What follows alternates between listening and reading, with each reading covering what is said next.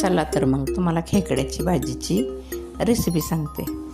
Process: पहिले खेकडे आणायचे, स्वच्छ धुवायचे कसे, त्याचा वरचा ते टवका काढायचा आणि आतमधली सगळी घाण त्याची काढून घ्यायची. त्याला म्हणतात पेंद्याची सगळी घाण काढायची. स्वच्छ धुवून घ्यायचा पेंदा, मागची पुढची सगळी घाण काढायची त्याची.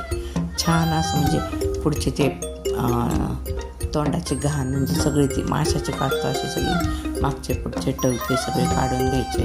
आतमध्ये ते पित्तासारखं असं ते स्वच्छ एकदम धुवून घ्यायचं आणि सर्व धुतल्यानंतर हे आहे अंडी आणि हे धुवून घेतलेले मध्ये पेंदे आणि कडला नांग्या असं स्वच्छ धुतले.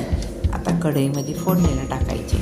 तर तेल टाकून घेतल्यानंतर थोडीशी त्यात हळद टाकली आणि हळद टाकल्यानंतर मग आता ते चांगलं तेल कडक झालं की त्याच्यामध्ये टाकायचे ते अंडी.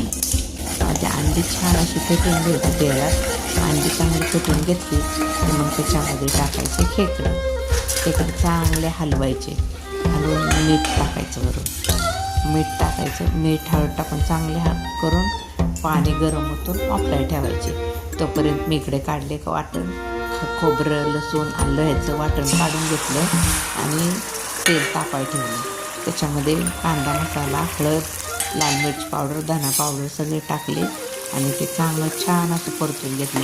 तोपर्यंत हळदी मिठामध्ये इकडे माझे खेकडे शिजल्यानंतर चांगलं वाटण भाजलं. मग ते खेकड्याच्या भाजीमध्ये मी ते वाटण टाकलं आणि वरनं चवीनुसार मीठ. झाली सुंदर अशी खेकड्याची भाजी तयार. पहा किती छान अशी खेकड्याची भाजी, तर्रीबाज खेकड्याची भाजी, कांदा, लिंबू, बाजरीची भाकरी आणि भात.